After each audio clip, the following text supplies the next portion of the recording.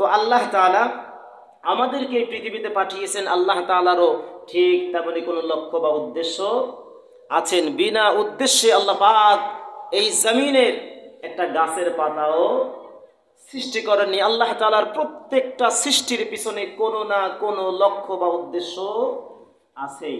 তো আমরা প্রশ্ন করতে পারি, আল্লাহ তাআলা তাহলে আমাদেরকে কেন সৃষ্টি করলেন? কোরআন আল কারীম সূরাতুল মুলক 29 পারা প্রথম পৃষ্ঠা 2 নম্বর আয়াত আল্লাহ পাক সুবহানাহু ওয়া তাআলা বলেন, আল্লাযী খালাকাল মাউতা ওয়াল হায়াতা লিয়াবলুয়াকুম আইয়ুকুম আহসানু আমালা। আমরা পড়ি আল্লাহু আকবার। আল্লাহ তাআলা এই আয়াতে কারিমা সূরাতুল মুলক 2 নম্বর আয়াতে আল্লাহ বলেন, আল্লাযী খালাকাল মাউতা, আমি মাউত, ওয়াল হায়াতা এবং হায়াত, মাউত এবং হায়াত এই দুইটা দিয়ে পৃথিবীতে মানুষ পাঠিয়েছি একটা উদ্দেশ্য নিয়ে। উদ্দেশ্যটা হলো লিয়াবলুয়াকুম আইয়ুকুম আহসানু আমালা। আমি আল্লাহ তাআলা দেখতে চাই, আমি আল্লাহ তাআলা বাছাই করতে চাই, আমি আল্লাহ তাআলা পরীক্ষা করতে চাই এই মাউত এবং হায়াতের মধ্যবর্তী যে সময়, এই সময়টার মধ্যে আমার কোন বান্দা আইয়ুকুম আহসানু আমালা, আল্লাহ পাক পরীক্ষা করতে চান কে কত বেশি আমল, সেটা নয়। আহসানু আমালা মুফাসসিরিনে ইকরাম বলেছেন এখানে আল্লাহ তাআলা পরীক্ষা করতে চান কে কত ভালো আমল করতে চায়। জোরে বলে সুবহানাল্লাহ। কে কত ভালো আমল করতে পারে আল্লাহ তাআলা এটা পরীক্ষা করতে চায়। প্রতিযোগিতা শুরু হয়, তারা বলে আমি আজকে 50 রাকাত নামাজ পড়বো, কেউ বলে আমি 80 রাকাত, কেউ বলে আমি 100 রাকাত। এই যে একটা প্রতিযোগিতা, আল্লাহ বললেন না, প্রতিযোগিতা নয়। আমি আল্লাহ তোমাদেরকে পৃথিবীতে ইবাদতের প্রতিযোগিতার জন্য পাঠাই নাই, আমি আল্লাহ তোমাদেরকে পাঠিয়েছি এই স্বল্প হায়াতের মধ্যে আমি দেখতে চাই তোমাদের মধ্যে কে বেশি ভালো আমল করতে পারে। সুবহানাল্লাহ। তোমাদের মধ্যে উত্তম আমল কে বেশি করে এইটা পরীক্ষা করার জন্য আমি আল্লাহ পাক সুবহানাহু ওয়া তাআলা তোমাদেরকে পৃথিবীতে হায়াত এবং মাউত দিয়ে পাঠিয়েছি। জোরে বলে সুবহানাল্লাহ। ভাইরা আমার, কোরআনে কারীমে আল্লাহ তাআলা অসংখ্য অগণিত আয়াত নাজিল করেছেন শুধুমাত্র এই ইবাদতের ব্যাপারে। রব্বুল আলামিন বান্দাদেরকে শুধুমাত্র ইবাদতের জন্য সৃষ্টি করেছেন, আল্লাহর দাসত্ব করার জন্য সৃষ্টি করেছেন, আল্লাহর গোলামি করার জন্য সৃষ্টি করেছেন। কিন্তু এই বান্দা দুনিয়াতে আসার পরে আল্লাহর গোলামি বাদ দিয়ে মানুষের গোলামি করে। কথা বলেন ঠিক কিনা? আল্লাহর দেওয়া জবান দিয়ে আল্লাহর প্রশংসা করে না। আপনার এই জবান থেকে সর্বপ্রথম প্রশংসা, গুণগান, গুণকীর্তন যদি করতেই হয়, সর্বপ্রথম করতে হবে সর্বমহান সর্বক্ষমতাময় মালিক আল্লাহ। কষ্ট করে আমরা আল্লাহর গোলামি করব, আল্লাহর দাসত্ব করব, এতে আমাদের লাভ কি হবে? আল্লাহ পাক যে আমাদেরকে এত 5 ওয়াক্ত নামাজ দিলেন, সত্য কথা দিলেন, হজ দিলেন, যাকাত দিলেন, এই যে ইবাদতগুলো যে আমরা করব, এই ইবাদত করার আমাদের কি লাভ হবে? কোরআন আল কারীম সূরাতুল বাকারা 25 নম্বর আয়াতে আল্লাহ তাআলা জানালেন এই পৃথিবীতে যারা নেক আমল করবে, যারা আল্লাহর গোলামি যারা করবে, দাসত্ব যারা করবে, আল্লাহর গুণগান যারা করবে, ইবাদত যারা করবে, তাদের পুরস্কার কি হবে? রব্বুল আলামিন সূরাতুল বাকারা 25 নম্বর আয়াতে আল্লাহ তাআলা বললেন, ওয়া বাশশিরিল্লাযীনা আমানু ওয়া আমিলুস সলিহাতি আন্না লাহুম জান্নাতিন তাজরি মিন তাহতিহাল আনহার। আল্লাহু আকবার। আল্লাহ তাআলা বললেন, বান্দা শোনো, হে রাসূল আপনার উম্মতদেরকে জানায় দেন, হে নবী আপনার উম্মতদেরকে আপনি জানায় দেন, এই পৃথিবীতে ওয়াবাশশিরিল্লাযীনা আমানু, ঈমানদার যারা, রব্বুল আলামিন রাসূলের মাধ্যম দিয়ে জানালেন, হে নবী যারা ঈমান এনেছে, ওয়াবাশশিরিল্লাযীনা আমানু, ঈমান এনেছে যারা, ওয়া আমিলুস সলিহাত এবং নেক আমল করেছে যারা, ভালো আমল যারা করেছে, আন্না লাহুম জান্নাতিন তাজরি মিন তাহতিহাল আনহার। বলে আল্লাহু আকবার। আল্লাহ রাব্বুল আলামিন বললেন, হে রাসূল আপনার উম্মতদেরকে আপনি জানায় দেন, ঈমান এনেছে যারা আর ভালো কাজ যারা করেছে, নেক আমল যারা করেছে, রাব্বুল আলামিন তাদের জন্য এত সুন্দর জান্নাত তৈরি করে রেখেছে, যেই জান্নাতের নিচ দিয়ে নহর সমূহ প্রবাহমান। জোরে বলে সুবহানাল্লাহ। তাহলে আমরা জানলাম, যদি আমরা আল্লাহর গোলামি করতে পারি, আল্লাহর দাসত্ব করতে পারি, আল্লাহর গুণগান করতে পারি, আল্লাহর ইবাদত করতে পারি, তাহলে আল্লাহ পাক আমাদের জন্য এত সুন্দর একটি জান্নাত তৈরি করে রেখেছেন, যেই জান্নাতের তলদেশ দিয়ে কি আছে? নহর সমূহ প্রবাহমান রয়েছে। সুবহানাল্লাহ। জান্নাতের বর্ণনা যদি আমরা করতে যাই, ঘন্টার পর ঘন্টা চলে যাবে, জান্নাতের গুণকীর্তন করে শেষ করা সম্ভব নয়। জান্নাতকে আল্লাহ তাআলা এত সুন্দর করে সাজিয়েছেন, এটা আমাদের মতো সাধারণ মানুষের জ্ঞানে কল্পনা করা অসম্ভব। আল্লাহ জান্নাত কত সুন্দর করে সাজিয়েছেন, এটা শুধুমাত্র সঠিকটা আল্লাহই বলতে পারে। সুবহানাল্লাহ। আমাদের দ্বারা এটা বলে শেষ করা সম্ভব নয়। এই জন্য ভাইয়ারা আমার, এই পৃথিবীতে যারা ঈমানদার, মুত্তাকি যারা, পরহেজগার যারা, আল্লাহর গোলামি করে যারা, আল্লাহর দাসত্ব যারা করে, তাদের জন্য রব্বুল আলামিন জান্নাত সমূহ তৈরি করে রেখেছেন। এই জান্নাতের তলদেশ দিয়ে নহর সমূহ প্রবাহমান। কোন কোন নহর আল্লাহ তাআলা জান্নাতের মধ্যে দিয়েছেন? সূরাতুল মুহাম্মদ আয়াত নাম্বার 15 রব্বুল আলামিন জানালেন, মাসালুল জান্নাতিল্লাতী উইদাল মুত্তাকুন ফিহা আনহারুম মিন মাইন গায়রু আসিন। আল্লাহু আকবার। রব্বুল আলামিন জানালেন, হে রাসূল, এই দুনিয়াতে পরহেজগার যারা, মুত্তাকি যারা, ঈমানদার যারা, ভালো আমল যারা করবে, তাদের জন্য আমি আল্লাহ যে জান্নাতের ওয়াদা করেছি, এই পৃথিবীতে যারা নেক আমল করে, যারা পরহেজগার বান্দা যারা, তাদের জন্য আমি আল্লাহ যে জান্নাতের ওয়াদা করেছি, ওই জান্নাতের তলদেশ দিয়ে আমি আল্লাহ দুধের নহর এবং সুমিষ্ট পানি এবং মধুর নহর আমি আল্লাহ তৈরি করে রেখেছি। জোরে বলি সুবহানাল্লাহ।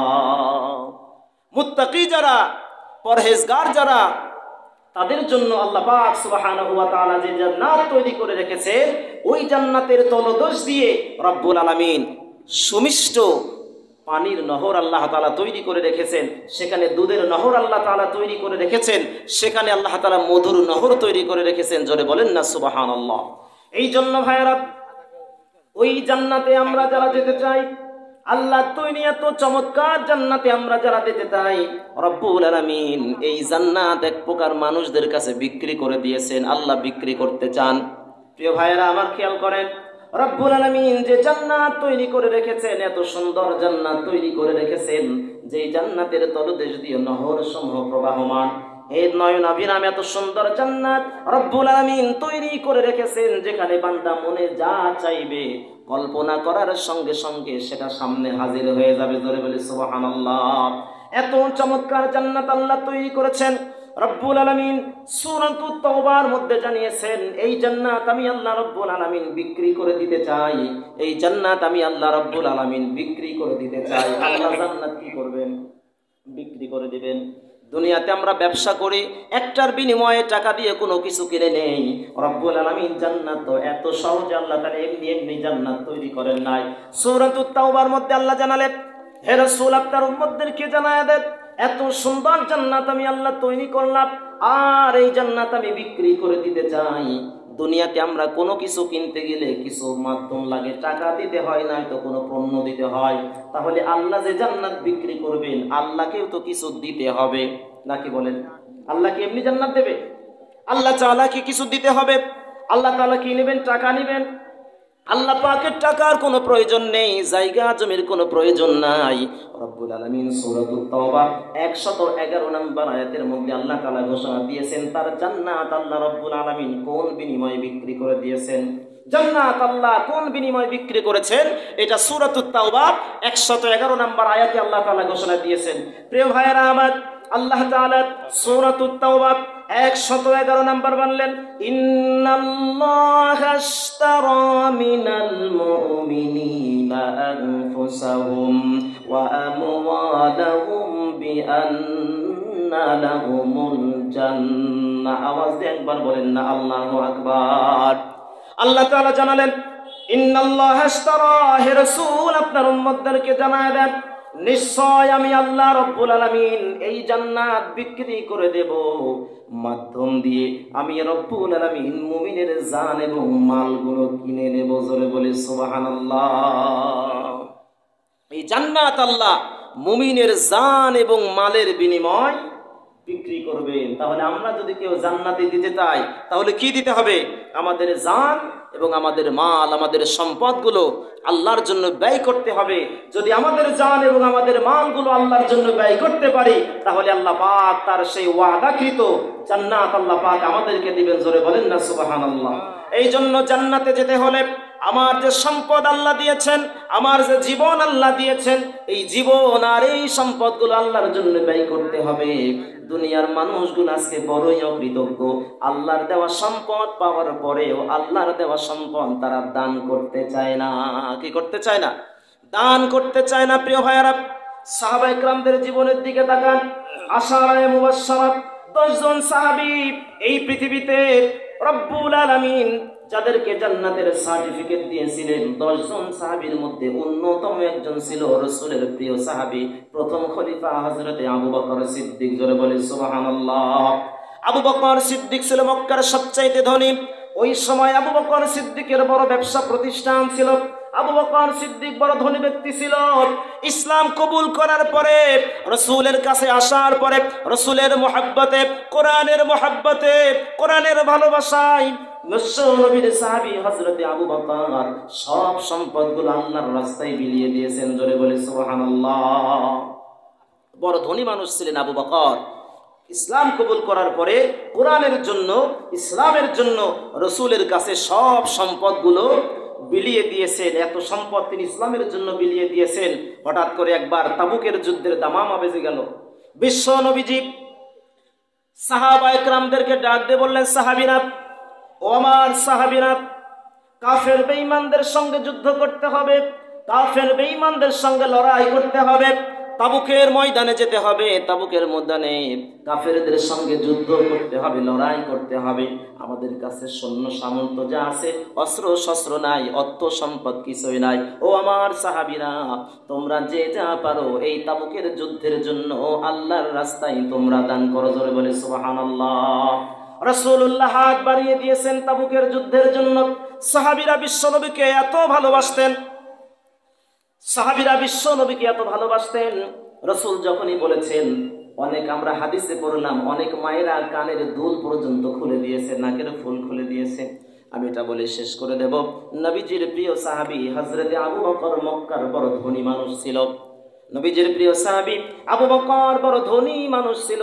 নবীজি যখন বলেছে যে যা পারো সহযোগিতা করো, আবু বকর বাড়িতে গিয়ে ছোট্ট একটা টুপলা এনে রাসূলের দরবারের পাশে দাঁড়িয়েছে। সব সাহাবীরা এসে যখন রাসূলের সামনে স্বর্ণ অলংকার টাকা পয়সাগুলো স্তূপ করে দিলে অনেক সম্পদ হয়ে গেল। নবীজি আমার ডাক দিয়ে বললেন, ও আমার সাহাবীরা, আজকের এই দানের প্রতিযোগিতায় সবাইকে দেখলাম, আবু বকরকে দেখি না। আবু বকর কোথায়? নবীজি খেয়াল করে দেখেন, নবীজির দরবারের দরজার কিনারে দাঁড়িয়ে দাঁড়িয়ে আবু বকর চোখের পানি ফেলে কাঁদতেছে। জোরে বলেন সুবহানাল্লাহ। নবীজি আমার আবু বকরকে ডাক দিলেন, আবু বকর কাঁদো কেন? আবু বকরের হাতে ছোট্ট একটা টুপলা ছিল। এই টুপলাটা এনে রাসূলের কাছে দিলেন। ইয়া রাসূলুল্লাহ, আমি আবু বকর আজকের দানের প্রতিযোগিতায় এইটুকু দান এনেছি, আপনি গ্রহণ করুন। নবীজি ঢাললেন। ঢালার পরে দেখলেন কিছু গম আর কিছু টাকা সেখানে ঢেলে দিলেন। নবী আমার ডাক দিয়ে বললেন, ও আমার সাহাবীরা, আজকের এই দানের প্রতিযোগিতায় আমার আবু বকরের দান সবচাইতে শ্রেষ্ঠ। জোরে বলা যাবে না সুবহানাল্লাহ? আজকের এই দানের প্রতিযোগিতায় কার দান শ্রেষ্ঠ? আবু বকরের দান শ্রেষ্ঠ।